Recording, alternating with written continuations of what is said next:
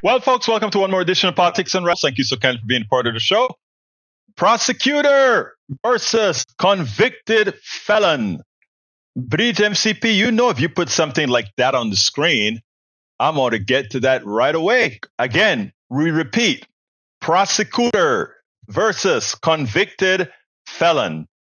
In MAGA world, they are going berserk. If you go to Fox News or if you go to any of the Twitter chat, if you go onto Twitter and you're following any of the leading MAGA personalities, you see that these guys are completely in a panic. And you know why? Because they thought they were going to be they're running against an old man that can't move, that won't fight back, that won't talk about the truth about the economy, or is able to counter the lies that the economy is out. It's amazing. Anyway, before I get started, let me go ahead and welcome everybody. Welcome aboard, Michael Rudnick from Brooklyn, New York. Welcome aboard, Paul Fleming from Powder Springs, Georgia. Welcome aboard, Bridge MCP from Binghamton, New York. That's upstate New York. Welcome aboard, Eric Hayes from Atascocita, Kingwood. Welcome aboard, Mike Cisak from Missouri. Welcome aboard, Bruce Pollard from Kingwood, Texas. Welcome aboard. Let's see, who else am I missing? Yvette Everett Herod, Nuestra Hermosa Yvette Everett Herod from Atlanta, Georgia. We also have with us Deb Denny calling in from South Central Indiana. And who else did I miss? Did I miss anybody else? If I missed you, shoot me a line at the bottom and we'll take it from there. Anyway, the big news, of course, is that President Biden did exactly what we thought he was going to do. And actually, forcing people out is not democracy, just plain hypocrisy. No, we didn't. Look, was he forced out? If we really wanted to be honest, he didn't want initially to leave because he was getting bad at polling information, but the entire party was going to hell because he was bringing down the party. And the party did the appropriate thing. They constantly went and they spoke to him, and they did what they were supposed to do. So while they had to put pressure on him to get the real the truth out, the answer is always country, or rather, the country over party, party over individual, and we never allow the individual. You never allow the individual to be more powerful than the nation, than the country. So we are doing nothing that isn't what should have been done. And the great thing about it is Kamala Harris has invigorated a whole lot of young people, a whole lot of folks. Yesterday, there was a call from black sororities from around the country. They thought they would get 15,000 people out or so to go on this call. They got over 40,000, 44,000 on this one call. That's 44,000 workhorses that are going to go out there for the ticket.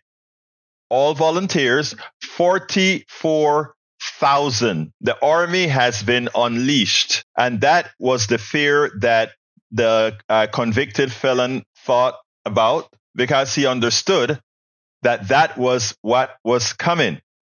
The reality is a convicted felon has no place. A convicted felon, a rapist, one who covets his own child, a thief, one who steals from his own charity, one who rips people off with a false university, one who stiffs his employees and doesn't pay them for work they've done, threatening to sue them, and as they sue them, just keep them in court because he knows he has more money than they do. She has received so far $81 million in donations in less than 24 hours. It is currently up to 90 million as I understand it, but Bridge is now telling me that a super PAC just gave 150 million. She had been endorsed by so many states. It is starting out very well. And let me just say one thing about what's going to happen. Donald Trump is going to get misogynistic, sexist, and racist on Kamala. And he's going to try to trigger that part of the MAGA base that is susceptible to their veiled racism. Remember the Tiki Torch folks that walk with, they will not replace us. Remember those racists that were walking through that Donald Trump said they were good people too? Some of them were good people too. Remember the misogyny that they used against Hillary Clinton. Even as she won the election by popular vote, of course, she didn't win in all the right places. Well, Kamala knows what's coming. She knows the attacks.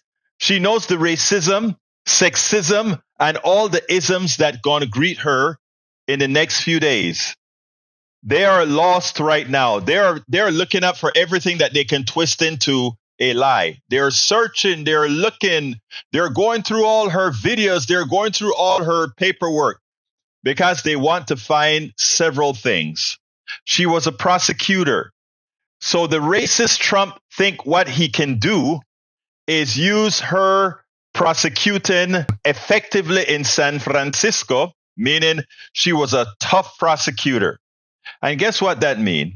A lot of people went to jail, and he's going to try to create some division between her and black men with the folk that got convicted. He's also going to try to make her relationship with Willie Brown, who was a Speaker of the House in California.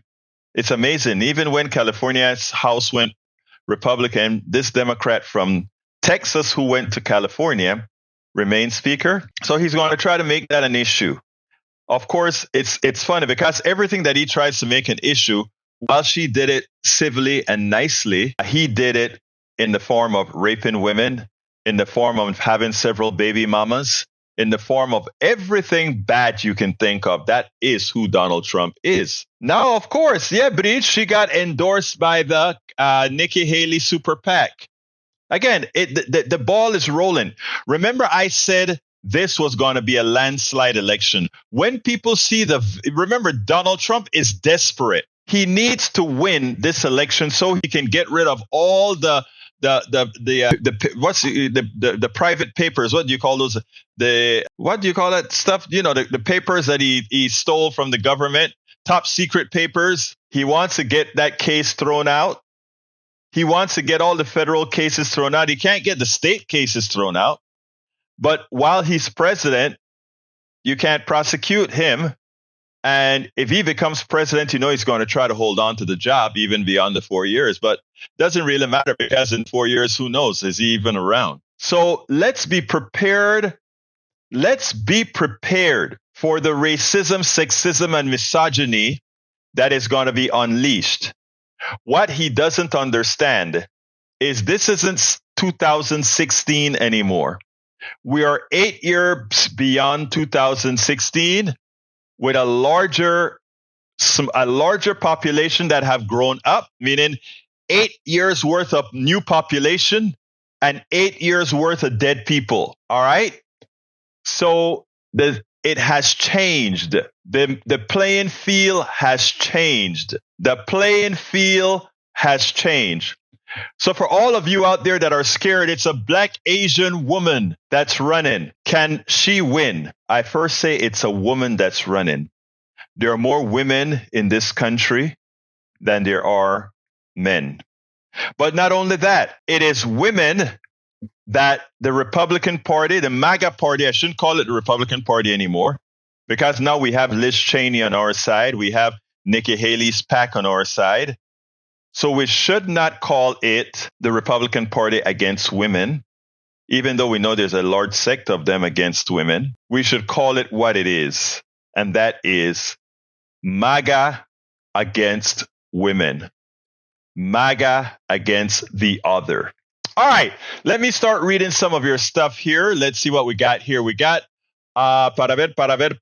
First of all, do I need to salute anybody new that came in? I don't see anybody yet. So yes, I do see we have Miss Steigen Birken Creek. Welcome aboard. All right, let's go ahead. Paul Fleming. Michael says, New York Times, Biden drops out of presidential race after intense pressure from within his own party. President Biden said he was ending his campaign backing President Kamala Harris. He did it for the good of the party. And we shouldn't say he did it for the good of the party solely. He did it for the good of the nation. Michael Radner says, I look forward to early voting for Kamala Harris soon. Absentee ballot arrive next month. Egberto, meme for the screen. Trump is now the oldest president. Yeah, we have an old man running for president, and his name is Trump. Remember that, folks. The old man running for president is Trump. Trump is now the oldest, old, crooked, and sleepy presidential nominee in U.S. history. The oldest presidential campaign, the nominee in history is now running. Remember, it's amazing how when you point the finger, when they come pointing back. Paul Fleming says, Joe Biden has presided over the most consequential first term of real progress in my lifetime. He helped us have the most robust recovery from the pandemic of any nation in the world. And we are doing better than any nation in the world right now. We are the top nation economically in the world right now, even as Donald Trump would like to lie to you about it. And in fact, folks, I'd like you to go ahead to my Substack, to my newsletter, Egberto Off the Record. And what I'm going to do is I'm going to get that right now. Bear with me as I search for it. I want to get to that article right now that I wrote over the weekend, because this article is about Kamala ascending to the throne from after Biden helped. This is what I'd like you to go read when you get a chance. And I'm going to put the link right now, because here are the brother's accomplishments that I have listed. And this is just a few, right? But I wrote it right after Biden endorsed Kamala. And you can find that link right there. I have the link on. Did I put the link there? Yeah, I put the link there. Check that out. It's worth a read. It's worth a read. Let me go ahead right now and shut a few things down here. That is the story that we're talking about today. So today we're going to talk about progressives back Kamala Harris, Clyburn schools Manchin, and Biden passes the torch to Harris. That is the intent. That's what we're talking about. No man can defeat me, Donald Trump says. And Kamala replies, I'm no man. So a woman's going to defeat your butt, Donald Trump. All right. What else have we got here from our peeps? So he says, I'm going down. I'm scrolling down. Ken Paxton is from Paul Fleming. Ken Paxton is among the most aggressive AGs in the nation using consumer protection laws to pursue political targets. A judge recently denied his effort to shut down a migrant shelter, ruling state laws are preempted by federal laws and unenforceable. This guy is a creep. I can tell you that. Brother J. Ray is in the house. Welcome aboard, J. Ray. Great to see you here. Bree says J.D. Vance wrote how he masturbated in his book. Meme what is going crazy. Given page number, he used medical glove, melted butter, and put it between couch cushion and. Are you serious? Vance put that in a book? Madre mia. Hey, Breach, give me the page number. I'll make the meme for that. J. Ray also says, welcome, Peaks. Mike Cesek says, Democrats will have a major problem now. Will they have a nominee by the deadline many states have in place to get put on the ballot? You see, now they want to start the tricks, guys. Oh, my God. Even though we have we are going to play all these tricks so that they don't get the nominees all in time. Well, let me tell you what we have intended to do. She's wrapping it up early next week, and we will vote by the deadline that Ohio has, which is the only state that is of concern right now. So we will have a nominee that is voted on by the convention, by the delegates in the convention before our actual convention. So our actual convention is just going to be to highlight what was already done by vote. Okay, that's all. So I know you're wishful thinking, Mike Cesek, it ain't going to happen. All right, Holy City 2012, welcome aboard. Liberals always try to make apologies for fascists. No, you all are the fascists, my dear. The fascists are the ones like Donald Trump who tried to overthrow the government. We have it. You know what's the funniest thing about it? We have it on video, and you guys still don't like to accept it. Even though you see, that shows you el problema mental que tienes. ¿Por qué es que no pueden pensar? We have it on video. All right, let's see. Steigen Bergen Greek says, it feels like Democrats are going to betray democracy to save democracy. That's effed up. I always believed Democrats were the honest, moral freedom party. I feel like I have been lied to. Why is that, Steigen? Why do you feel like you've been lied to? Please explain.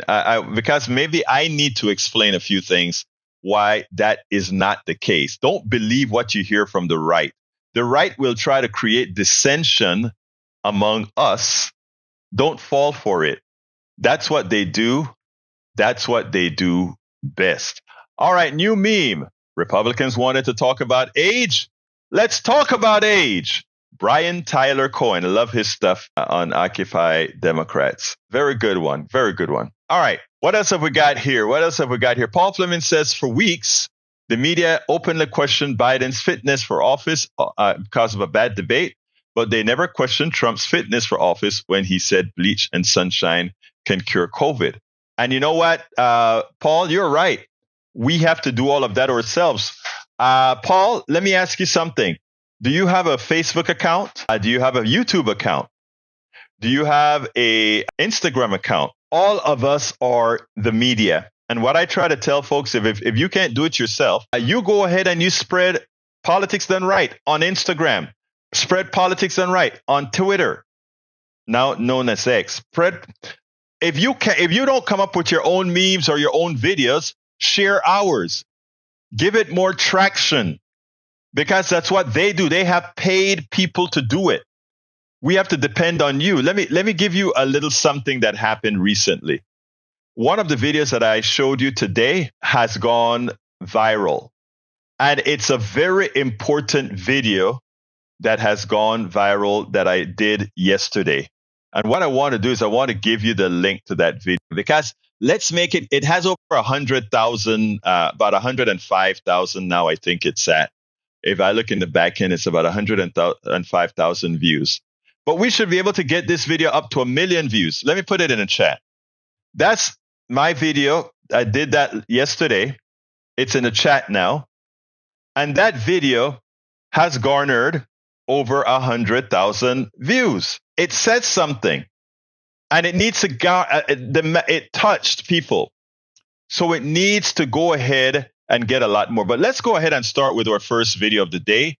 And I think you guys kind of know what it's going to be all about. So let's get started. Democrats are excited. All of America should be excited. First of all, we have to give kudos to President Biden for actually passing the torch and passing that torch to Kamala Harris. He had an accomplished 3.5 years. He has done in 3.5 years what many presidents haven't done in 1 or 2 terms, or for that matter, in their lifetimes. This president who, again, I never considered a progressive, who more had neoliberal tendencies, turned out to be the best president for progressives, the best president we've had in my lifetime. I mean, if you take a look at his policies from his COVID-19 response, which was the competent response, the Infrastructure and Investment Act that created a whole lot of jobs and is creating a whole lot of jobs, the American Rescue Plan that brought us back economic success out of the pandemic, the Climate Action Plan as he rejoined the Paris Accords and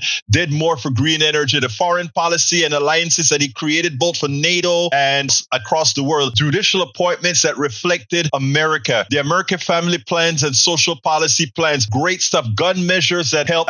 We still need more of that, but gun measures that hadn't been done in decades, immigration initiatives that bypass Congress for certain things, even as he failed to get the Republicans to come on board. And of course, there's economic recovery and growth. There's so much that this president did. A lot of it that still needs to be completed. In appointing or in endorsing Kamala Harris to continue the job, what he has done is he said, there is a lot that we got done. The two of us, there's a lot that we've gotten done now. And the path must continue. We can't regress by having a criminal in chief take over the presidency where all these things would be placed on the back burner and instead we would get instituted Project 2025. We cannot have that. So therefore, given that the president finally realizes that he was not the best spokesperson for all that was attained under his presidency, a younger person, a more articulate person, somebody that can carry that mantra and has their own own set of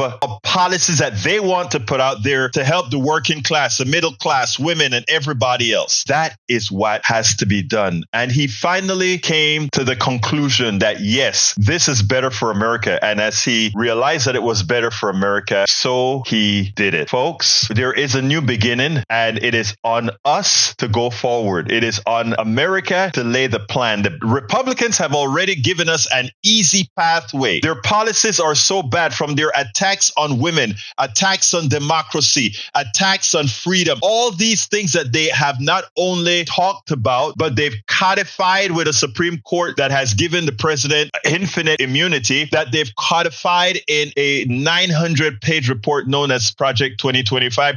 They have laid out the path for Democrats to run on, not run against, but run on, to be able to say these particular policies will kill, they'll harm, they'll take away your freedom, they'll do all these things to you. And it's out there written for you to see. The path is there for Democrats to follow for not only success at the presidential level, not only at the senatorial, congressional, and other levels, but throughout the country, from municipal elections to state elections to federal elections throughout the country. The path is laid. Whether we grab the bull by both horns and run with it, that's a choice we have to make. There is a robust Democratic win that is waiting for those who decide to pick it up and run with it. America says that what they believe in are the values that progressives really stand for, not the caricature that Republicans or MAGA makes of what we believe in. Most of what America wants are the policies we support. Are you ready to win with policies?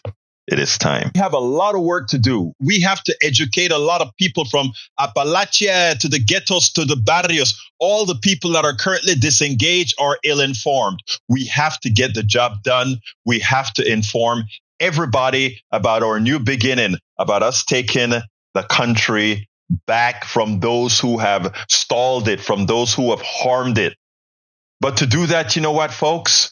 We also need your support. So what I'm going to ask you to do is, please remember, support us through our newsletter at politicsdoneright.com/newsletter. Support us through our support pages at politicsdoneright.com/support. We cannot do this without you supporting that which will bring us victory in November. Absolutely. So folks, let me just go ahead and tell you verbally now, please support us by becoming a paid subscriber of our newsletter.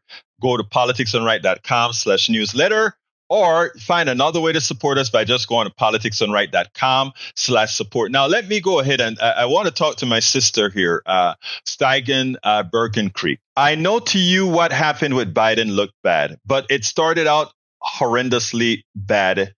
Not now, but this happened years ago. And let me explain. When Biden came to power magnanimously, he said, we can't have a racist like Donald Trump, a fascist like Donald Trump in office. It is a clear and present danger to who we are as Americans. And because of the nature of what has happened. First of all, we're not a democracy in the way that the Electoral College works.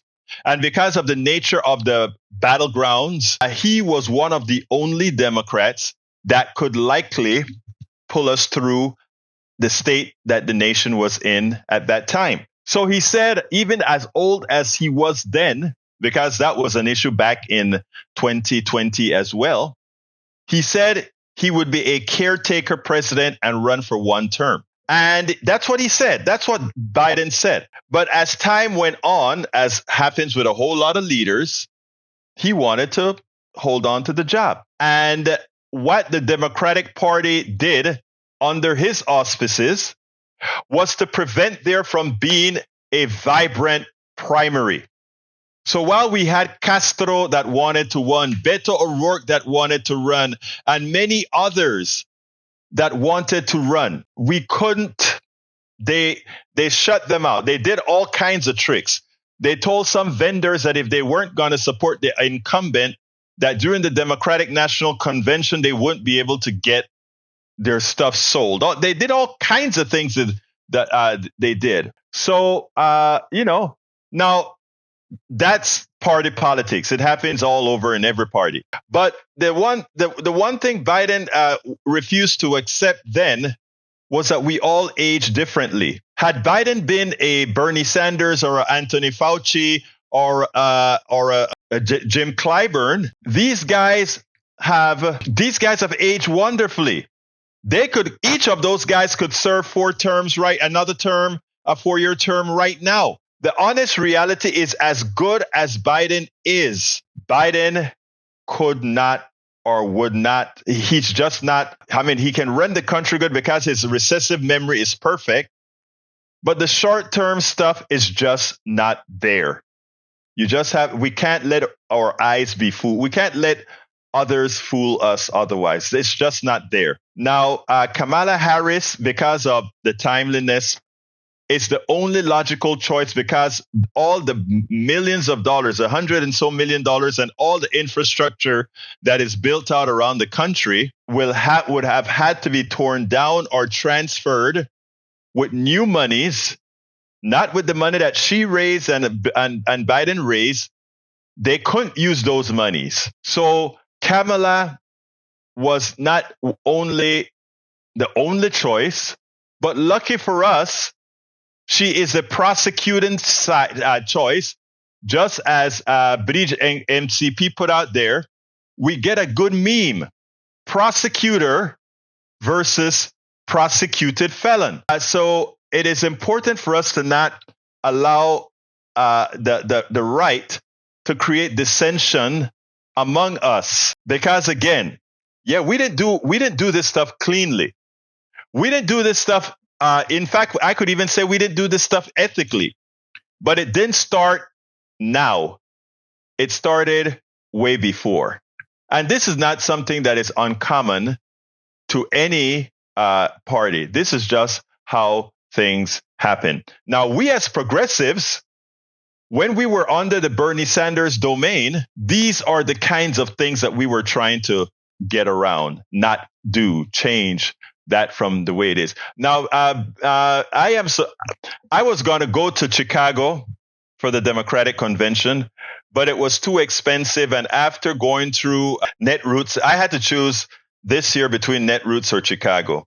And I figured I could be a lot more effective at Netroots, because that is a planning stage of winning the election, the planning stage. I have a booth with a couple of networks that if I got monies to travel to Chicago, I could actually get in with a couple of networks there that invited me. One of them is from Mark Thompson, that you see me interview here all the time. He's I think with a series or one of them that I could actually broadcast from, but I just don't have the money for the Democratic convention right now. I wish I did, and I know people are strapped, so I asked for support for the Netroots. Didn't get quite much yet, although we had a great contribution from our brother Bruce Pollard, who assisted quite a bit with our Netroots trip. I want to thank Bruce specifically for giving a great donation to help out with that trip, but I'm still behind the 8 ball in not only that trip, but some other things that we're doing. So I couldn't quite I couldn't quite make it to Chicago this time around, but we'll keep connected somehow. Anyhow, I have another video, and this video has gone viral. And what I want to ask you to do is to keep it viral. And how can we keep it viral? By you actually also putting it on all your social media and sharing it. And I'm going to give you that link in a minute. And I want to ask everybody to share this video in every single one of your channels. Please share this video. Let me skip that and get to the link. Copy the video URL. It's so far, according to the link here, it says 98,000 views, but on the back end, it says over 105,000 views. So please go ahead and share this one, because this is an important video, and I'm going to play it for us right this minute. This morning, Senator Joe Manchin and Congressman Jim Clyburn were both on State of the Union and CNN. Again, at different times, of course, at two different interviews. And Senator Manchin gave some interesting statements about the Democratic Party, why he left, etc., etc.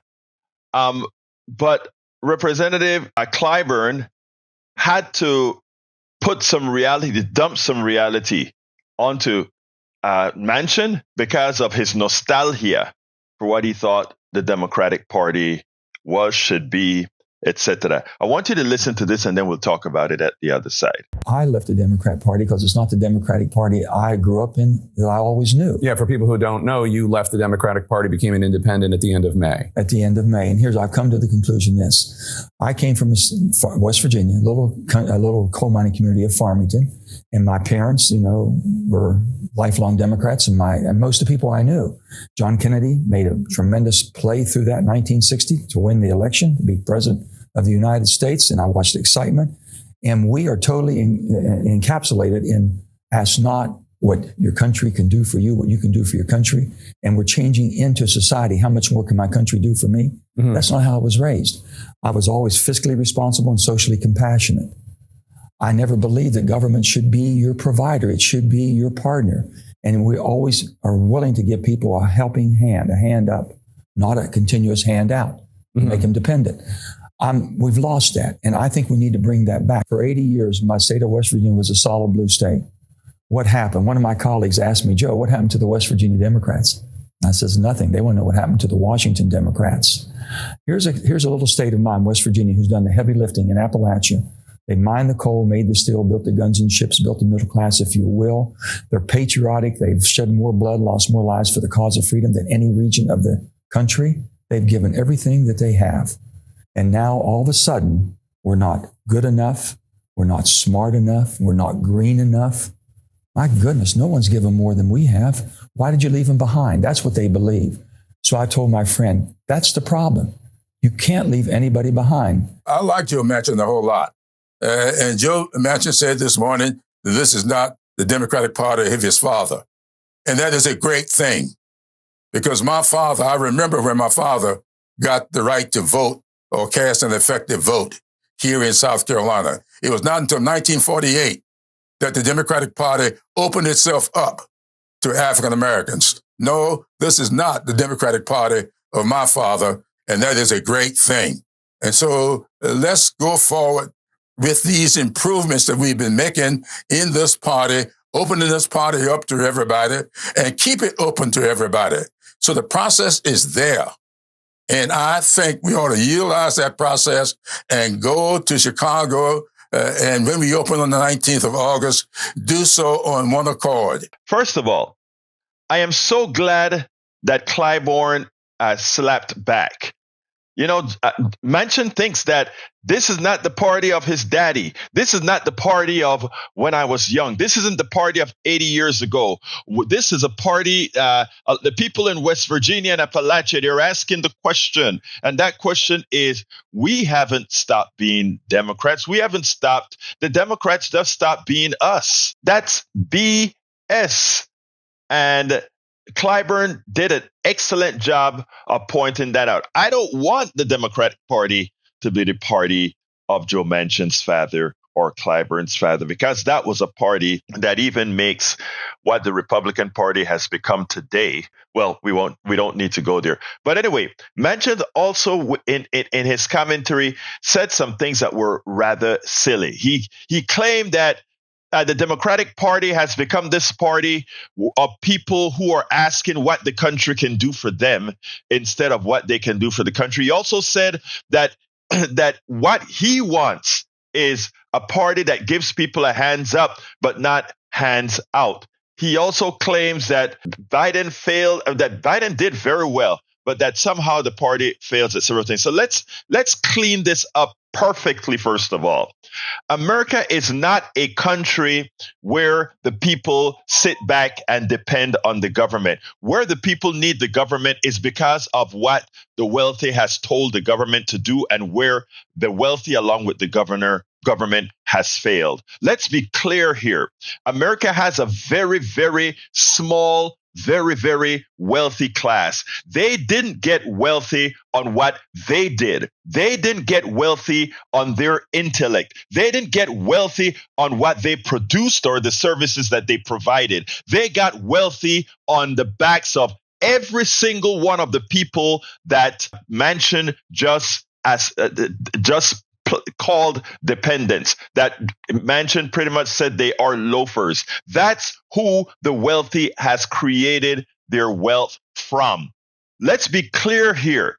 You get up every morning around this country, go to the bus stops, look at the freeways. These are people in America, the vast majority of Americans, going like hell to work. They're working their asses off. And why are they doing that? They are doing that because more and more they have to work a lot more as they get a smaller piece of the pie. There's only one class here that can be considered a parasite, or that can be considered parasites. And those are the wealthy folks who don't want to pay taxes, who don't want to invest in lifting the people up who have actually made them wealthy. As I stated so many times, we are still in the realms or in the reign of slavery, slave and master. The only difference is that the corporations and the wealthy has learned to do it in a more antiseptic manner. In a very more antiseptic manner. And Manchin should know better. He is the one who decided that he was not going to support the massive program to really start to bring the middle class up, to bring some recovery to the middle class that the wealthy has stolen since Reagan inception. Actually, it's before that, but Reagan put it on steroids. Let's not fall for the okadoke. Let's not fall for the belief that Democrats are out there trying to make America a dependent country, a country where the people are always sucking on the government. There's only one class that makes massive amounts of money from the government through subsidies, through lack of paying their fair share in taxes and all of that. And that is a wealthy class. And until you can incorporate that in your mind and understand the reality of how economics work, you will continue to buy the trope that somehow most Americans want to be sucking on the government, which is a fallacy. Go out the door every day, go to a restaurant, go to a store, go everywhere that you want to go, and you find the American people working. Most people work. The wealthy are cared for. Don't ever sit back and believe, oh, the wealthy does something that makes them earn the billions that they have, when it is done on your intellect. It's you who go to work and build the factories. It's you who go to work and make the canned goods. It's you who go to work and create the cars. It's you who go to work and do all these things, yet they tell you that you are somehow less than, and that wealthy person who has somebody serving him or her day after day, that they're the creators and they're the job creators. They're the ones that do things. If you believe that, I've got a bridge to sell you in Brooklyn. Folks, we got to assert our worth. We have to let them know we know what we are. We know who we are, and we know who actually produces things. We got to stop it. We got to wake up, and we have to stop having them put the split between Appalachia and the ghettos and the barrios and the people. We got to get out of that. We should be working together for those who really made this country what it is today. It is not the wealthy. It is not the rich. It is not the billionaire. And until we get it in our mind, until we get the pride in ourselves, until we believe the truth of who and what we are, Manchin would continue to be able to say the stupidity that you just heard, that somehow we are dependent, somehow the Democratic Party has of 80 years ago is gone. Yes, I'm glad the Democratic of 80 years ago is gone. And now we have a party that says we believe in bringing equity. We believe in equal access to success. That's who we are, and that's who we shall remain. And there's nothing we're going to allow the sycophancy for the wealthy to change. So middle class, working class, if you know what's the right thing to do to ensure these policies support you, you better go for a ticket that's not trying to minimize who you are, but that is trying to enhance who you are and have the capacity to be. Absolutely so. I want to show you guys, Brian, I want to do this respectfully, but I want to show how the Powell memo, how the indoctrination in America from birth has created an enslaved mind.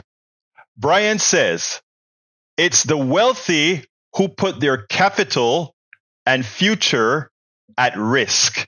I want you guys to listen to that statement. It's the wealthy who put their capital, and I'll go as long as I need to, British. If you tell me that, I will. Look, listen to this.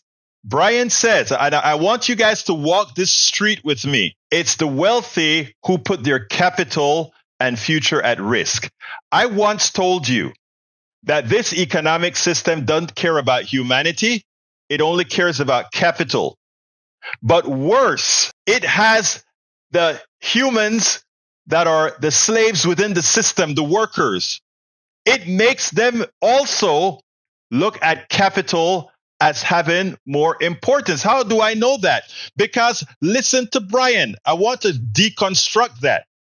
It's the wealthy who put their capital and future at risk. And then he says, workers just have to go get a job. Let's deconstruct this. What is your life worth? Is it worth money? Is it worth anything?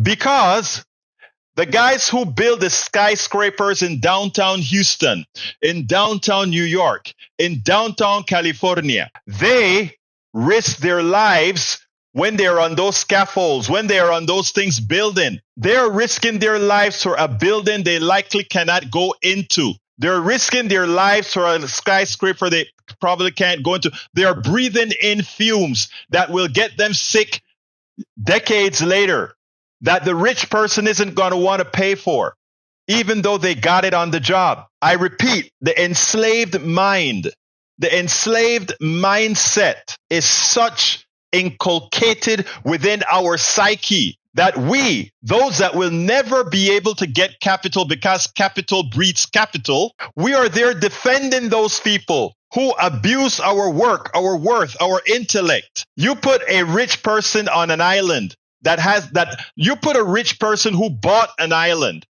and isolate that island. That island can grow food, etc. You put the farmer who is the worker and the rich person on the island, you can't get anything out of there from the rich person. The person who can survive is the farmer. Yet we have Brian within his mind thinking that the worker just has to find a job, as if the work itself isn't intrinsically a risk as well. You know, it boggles the mind that we continue to bestow upon the wealthy unearned value. These people go to school, they get a business degree, and they go work for a Wall Street firm where they trade paper, stocks. They didn't create anything.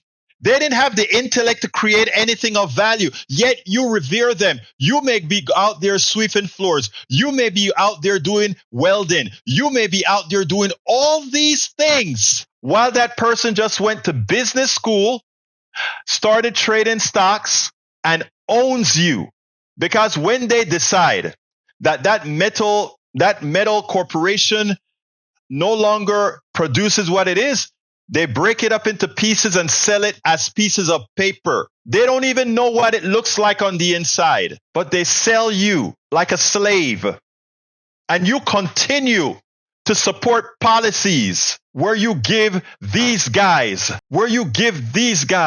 it's so, the enslaved, look, back in Panama now, we have a lot of these memes on things where it says, you have a mind, you have your head, and within that head, they put a chain. The enslaved mind is worse than enslaved bodies. Because when we enslave it's the same thing that pastors know, right? Pastors know something very important. When you go to the church the first time, I'm talking these evangelical churches. You go to the church, they don't ask you for anything. They don't ask you for money. They shower you with stuff. And they start to work on your mind. And as they work on your mind, they teach you about tithing, and they teach you about all these things that Jesus tells you should be doing within for the church. I'm not talking about the good deeds now, doing within the church. And then by the end, they don't care that you don't give an offering every Sunday, because by the end, they know that they will have your mind. And if they have your mind, right, what it says is that they have everything that you own. And again, I can't force you to understand, Brother Brian H. So when you say, stop telling me I am wrong, you're absolutely wrong. And I've explained why you're wrong. Whenever you go to work, you're risking your body. Whenever that person risks capital, if you think risking capital is more important than risking the body, that means you care more about capital than humanity. I've explained it. If you don't understand that, my brother, if you don't understand that, it's not I trade my effort and time for currency. You see again? That's an enslaved mind. I trade my time and currency. It's not an even swap. It's not an even swap. And as you continue to think that, then that is the reason why society is hard to change, because we have to change people one person at a time to remove that chain from the mind. All right, Michael Radin said, Egberto, churches are supposed to promote humanitarianism, but how many churches are actually doing that? My wife's church does that. I love my wife's pastor. He actually works within the community and do those things. And he's a progressive like I am. Just so you know where I stand on churches, any church that promotes a political message other than humanitarianism should lose your tax-exempt status. I agree with you. Let's see what else we got. Why is it not an even swap? Because it isn't. Again, you're equating life and limb with capital. That's why people don't support Medicare for all and all these things, because we somehow think that capital is more important than well-being. It's not circular logic. Your logic is circular. My logic is factual.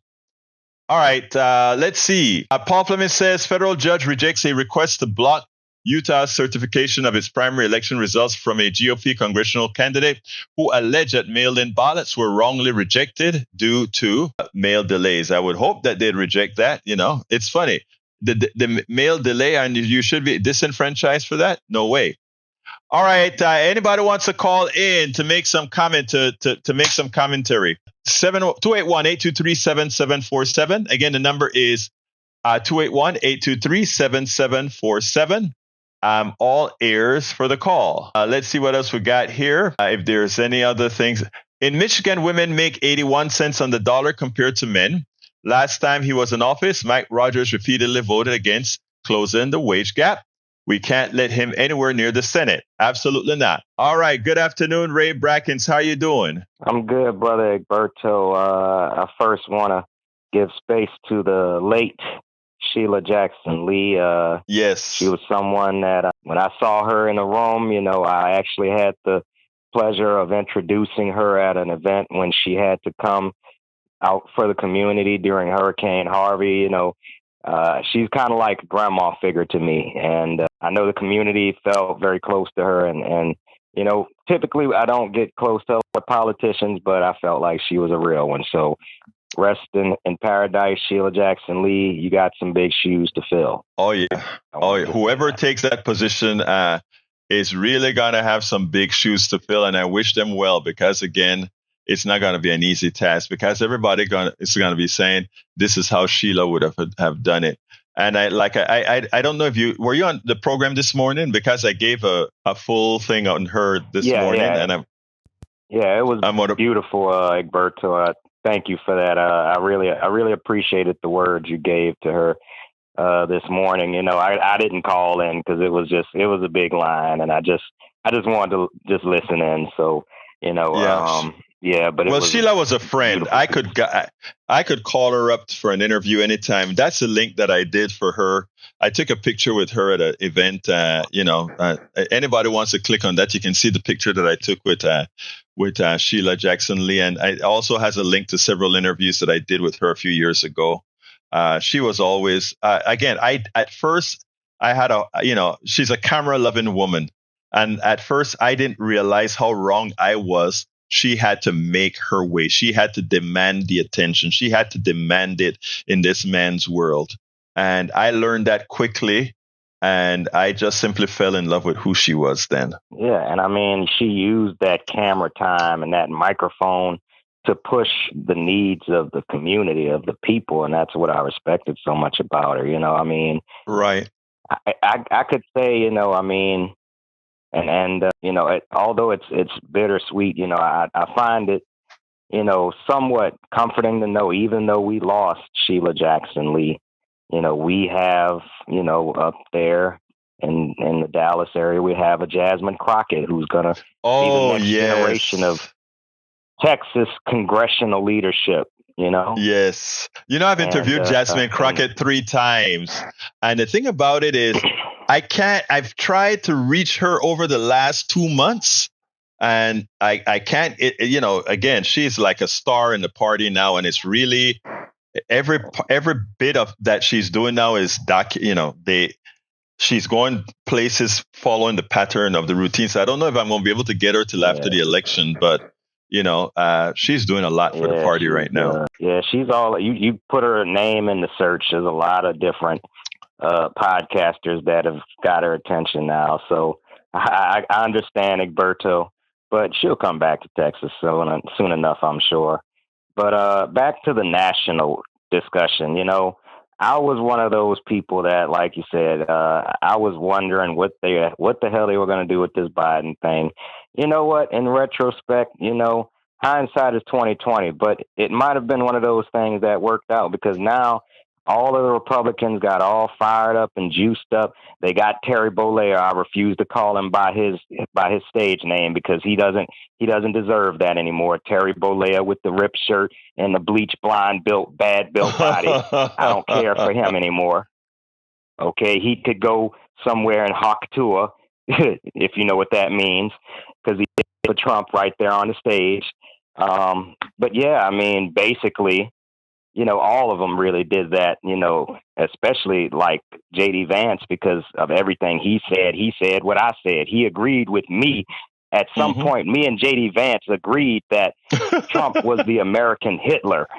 And yet he's standing next to Trump like, yeah, boss, I'm here, but, he's manipulative. That's the one you really can't trust. He's the most manipulative, because now he's smart. No, I'm saying the reason why nice he's actually smart. Yeah, that is I took that with Sheila a few years ago, and I think I don't remember. I don't think I interviewed her there, but I just kind of saw her. She was running around, and I think that's the place. I think she was getting honored for something there. I don't remember what it was, but yeah. And I mean, I think back to my point. I think it actually worked in our favor, because they had their big, bye-bye, whatever, with all the, like I said, Trump comes from the wrestling world, so no wonder he had Terry Bollea. I get it. But now that they picked Kamala, now that Biden is officially not running for re-election, and Kamala has the mantle. And by the way, I'm a little ashamed to say that I was a follower before I started watching you, Egberto. I was a pretty loyal follower of Cenk Uygur, and I'm kind of disappointed by some of his views on how this convention process should be handled, because he talks about no one should be anointing Kamala Harris. I mean, I understand, he has that, reactionary progressive, vibe on his show, but I don't vibe with him. He's kind of broken ranks with, where I stand. He's gone too extreme as far as I'm concerned, as far as what we need to do to win this race. Let me tell you what, I love that Biden is stepping down. Yeah, now let me tell you this. Okay, Cenk. Let me tell you about Cenk. I met Cenk and there's quite a few of these guys, and there are even times that we were going to do some collaborations, right? But I found that, I don't want to, let me not go there, but let me just say this one thing about a lot of these guys. A lot of these guys are privileged in this regards. They believe they want some sort of a purity, but they don't understand that we don't have, there are some people, if Trump wins, Schenck will be okay. Schenck has money stashed in a bank. He has monies stashed elsewhere that he'll survive. And a lot of these progressives that are in the leadership or in the media leadership, etc., they can survive. But I can't be looking out for those people who just survive, that can survive, so they can be as tough as they want. Let's let them pay. Let's let Kamala pay for having done X, Y, Z and not being the perfect progressive. Or they can do that, and then she loses, and then they go ahead and they start making money again on being the opposition. I mean, they can do that, but that person who doesn't get the support from the policies that Biden puts that has in play, they have to wait another 4 years with the expectation that something happens, and they suffer for 4 years. When I have my programs here, I don't think about what's best for the wealthiest of those that are watching us or doing for us. I think about those people who can't even watch us in real time, that are working, but I get a letter from them or an email from them that says, wow, I saw you at midnight last night, and wow, that spoke to me. We got to get there. We have to stop thinking of only ourselves. And Schenck and those guys, a lot of times, they're only thinking about what's purity and what's pleasurable for them, not what works for everybody. Anyway, what else, my friend? Yeah, and I mean, they should be ashamed because they control that message. But anyway, enough of them. As far as, my mind about this, there's basically three people that I've listened to kind of, correct my thinking on it. It was you had a more level-headed approach to this, like it's going to work itself out. Right now, Biden is who he is. The other person who I listened to is Roland Martin, because he kept saying, yes, all these polls that they're getting, they're probably only sampling about 100 black people. That's not a big enough sample. Y'all need to calm down. Kamala Harris has the money bag. All y'all talking about, we need an open convention. You don't say who this mystery Democrat is that can beat Trump is, but you're so convinced it's not Kamala Harris. And, I mean, I just needed to hear the voice of reason. And, this news kind of, puts me a little bit more at a level head, because now as a local progressive that, has to open the conversation, one-on-one with people, it's an easier conversation to say, well, now we have Kamala Harris on the top of the ticket. This is what it means, and then all of the deficiencies of Joe Biden just go away, but you still have the platform and you still have the team. Mm-hmm. Mm-hmm. And who's the third person? You mentioned myself and Roland Martin, which I listened to Roland as well. Oh, yeah. The third part that is actually this kid. I don't know where he's from. He does a lot of independent polls on the Electoral College. He has a page on YouTube. So, he always is doing like polling in each state, saying, even though Biden is not in the lead, he still has the best chance. And of course, he went down the line, even going through Bernie Sanders and all these other people. And, he always kind of keeps a needle on the, I would say he's better than, say a Nate Silver who has lost credibility a long time ago. But, right. As far as predicting the Electoral College way. And then that other guy, I forgot. He went against Cenk Uygur in the debate. He has these 13 keys to the presidency, and he sounds like somebody that I've been following a lot. I can't remember his name. I know. It's a professor. I know who you mean. Yeah, I know exactly who you mean. And Biden was still hadn't fulfilled any keys to lose. Yeah, I saw that. But anyway, Bridge asks, Egberto, what do you think about Mark Kelly as VP? I would love Mark Kelly as VP out of Arizona. In fact, I was convinced of Mark Kelly this morning by a TikTok, a young woman on TikTok who gave a cogent response. And I said, wow, I love that. That makes a lot of sense. Yvette says, I was just at Roland Martin's Unfiltered taping, helping with the Delta Workers Unite campaign that I'm helping with. Please watch and share the above video clip. I'll do that, my dear. I will do that. And I've been trying to reach out to Roland Martin, but again, it's hard to reach so many people. I want to get Roland Martin on because he had the inside scoop of the party was trying to stiff Kamala Harris. It was from the top of the party, and so they kind of clamped that down rather quickly. But it's amazing what was happening in the background. But anyway, folks, anything else that you want to say, my dear brother? I guess I want to get your thoughts. Oh, I'm still here. I want to get your last thoughts on a dream ticket of Kamala Harris and Bernie Sanders, and I'll leave on to that. Let me tell you, I don't think we're going to get a Kamala Harris and Bernie. And the reason that I wouldn't necessarily run or try to push a Kamala Bernie ticket is because I think we'll lose the age narrative again. Even though he would be the number 2 on the ticket, we'll lose that age narrative, move into the next generation. I would love to get, if we're going to get up. And the other thing is that Kamala is being sold as the progressive. It's not really so. She's not as progressive as Bernie and Rokana or Pramila Jayapal or any of them. But that is what we are stuck with right now. So I am willing to go with the more moderate person. That's Kelly from Arizona. And let me tell you something else. Remember that Biden gave us more progressive policies than any other president, so it's worth thinking about, and, so it's worth thinking. But look, like I said, that is just my opinion, and that's all it is, an opinion, right? That's all it's worth. That's what I asked for. So thank you, brother. You have a great one. Thank you for calling in. Before I leave here, I want to tell folks that we are going to win this, and the landslide that I've spoken about is still on. The Republicans or I should say MAGA is in a tizzy fit right now.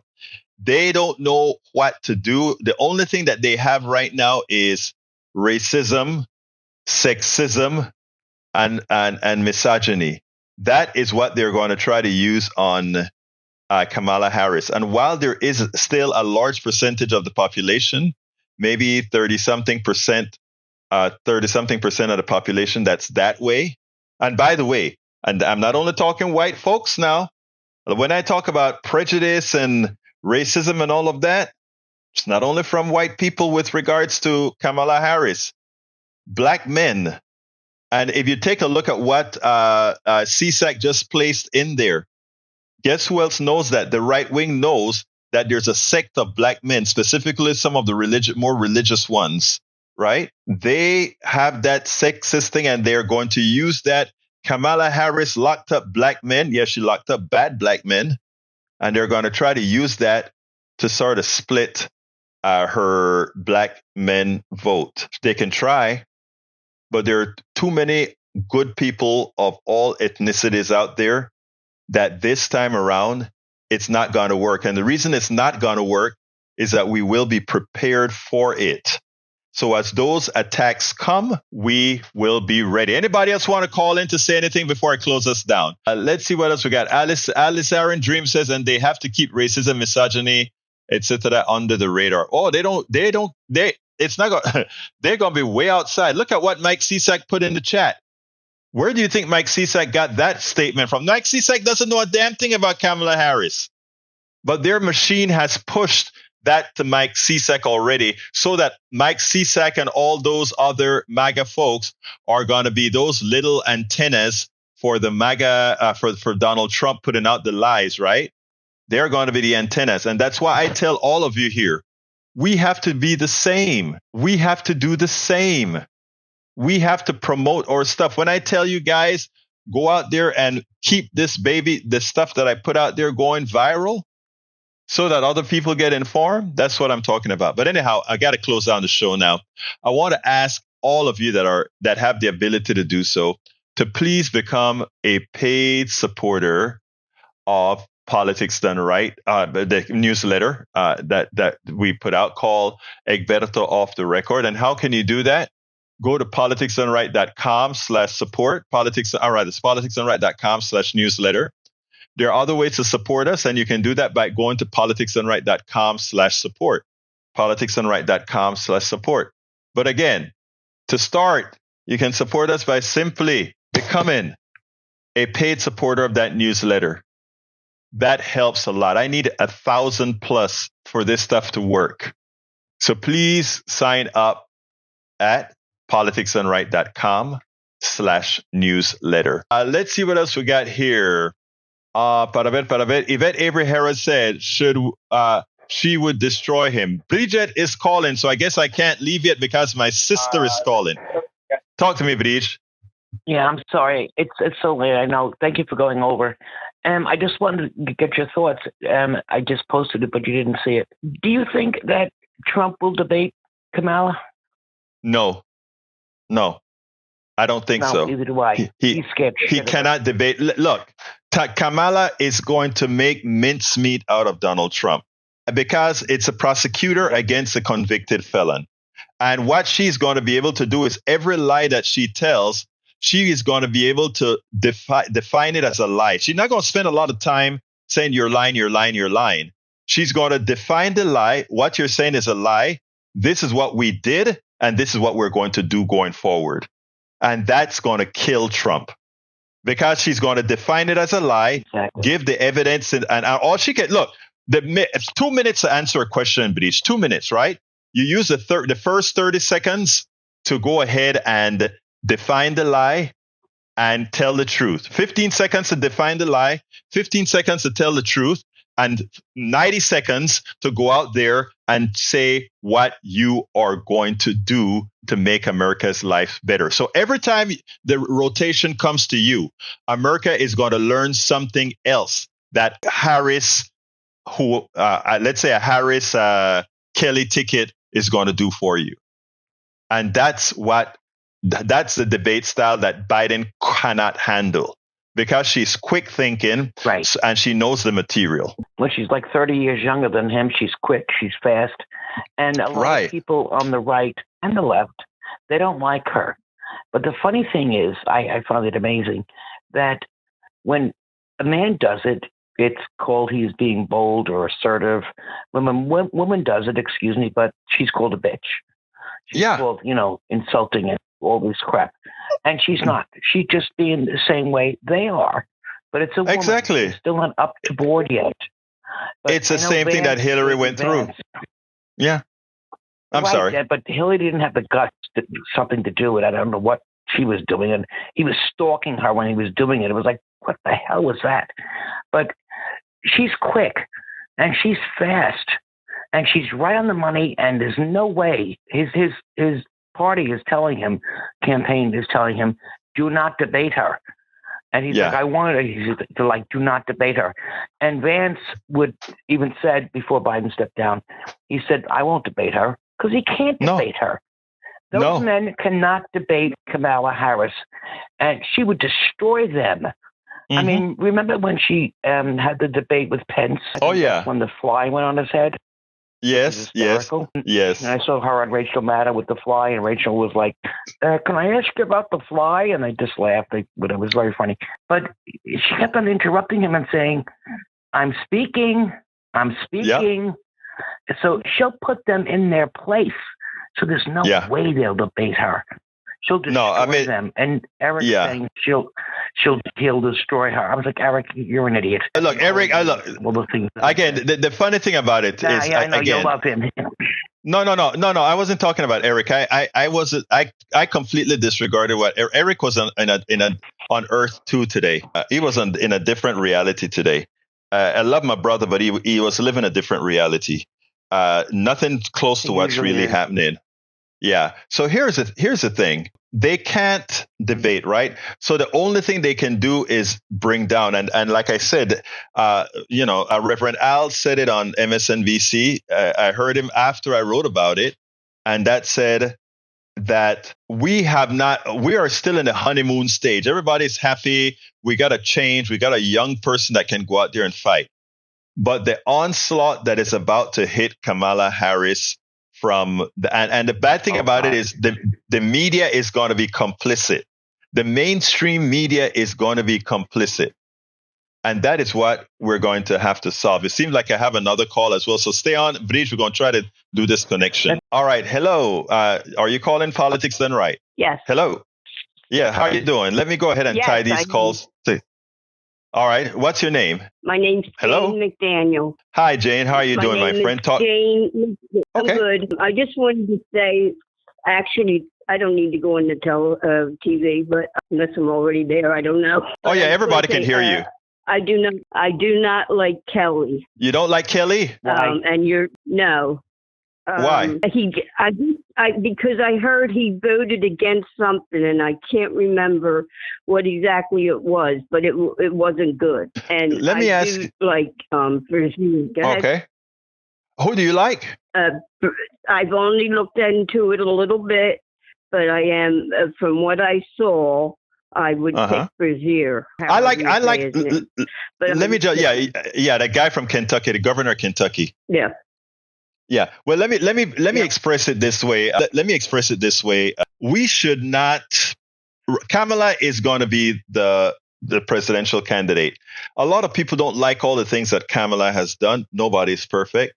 A lot of people don't like some of the things that Kelly has done. I don't particularly know what you're speaking about. Let's say Kelly. But what we have to do is something that. And that's fine. But what I'm saying is when we come up with a ticket, we have to really look at the existential threat that the fascists that are coming into play are. And, let me first say your vote is important. Very important. And what's even more. 5 votes in my hand. Yeah. And let me just say this here. Let me just tell you this.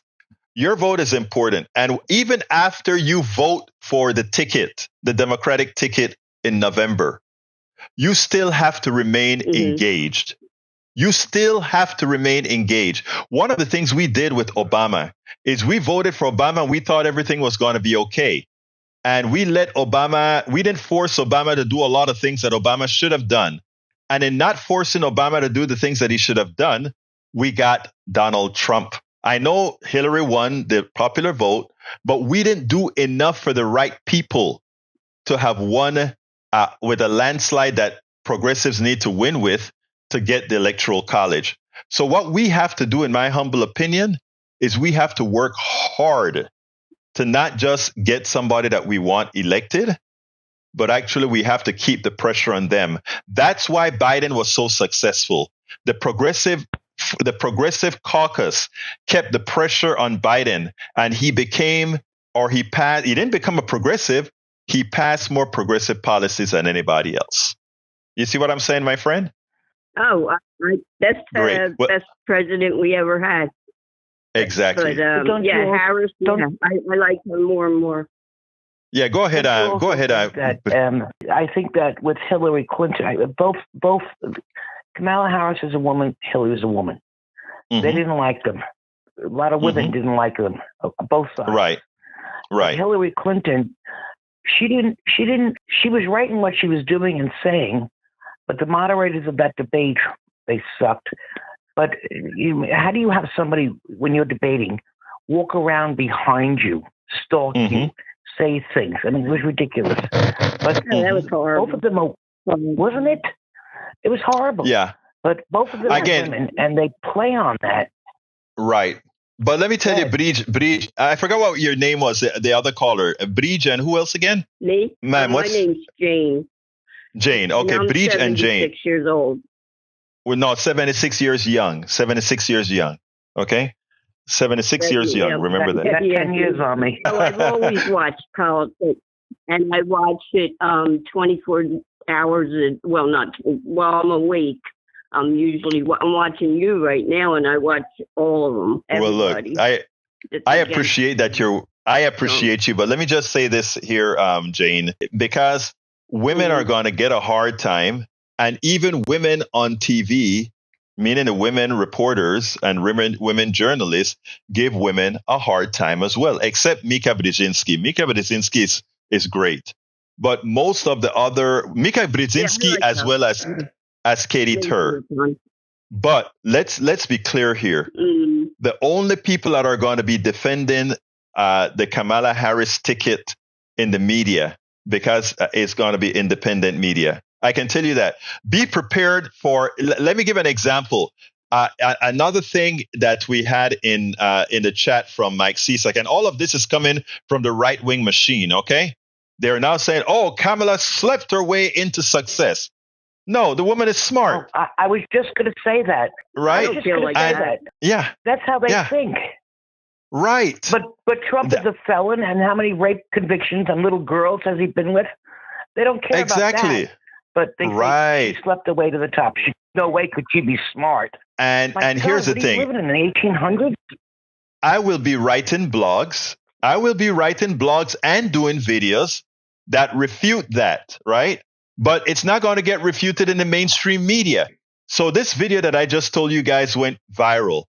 I need all the things that we put on video to also be promoted by all of you that are listening, because the mainstream media is not going to correct the stupidity that we get from the MAGA folks who are simply parroting that information that they get from their sources. They're paid informants that's doing that. So I'm saying, folks, we have a lot of work to do. I'm prepared. My writing fingers and typing fingers are ready to go.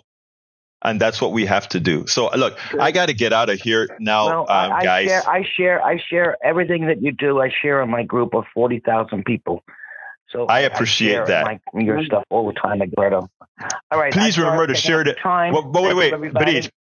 But please, remember to share the actual link to the YouTube videos as well. That is what's so important, because people know. That's what I do.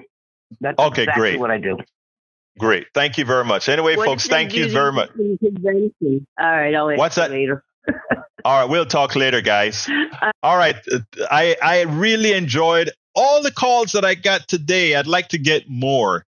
But I got to get out of here. I got to go process my Netroots Nation videos. I have 44 of them to process.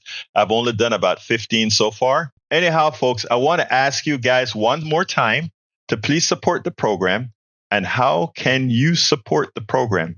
You can support the program by going to politicsdoneright.com/newsletter. Please become a paid subscriber of our newsletter by going to politicsdoneright.com. Whoops, where we go here. Let me put it here. politicsdoneright.com/newsletter. Anyway, I got to get out of here. My name is Egberto Willies. This is Politics Done Right. And you guys know how I end this baby. I am what? Out! We spend a lot of time deconstructing the news, trying to parse it into a form that everybody can understand. We try to find those little nitpicks where it flies above the fray, etc. If you really like these videos that we do, I want to ask a big favor. Please go ahead. Number 1, subscribe to our channel. And number 2, please join if you can. Thank you so kindly for watching. Keep watching. Please remember to share. We must populate the entire internet with our progressive message, a message that we know is what most Americans say that they want. So help us, please join.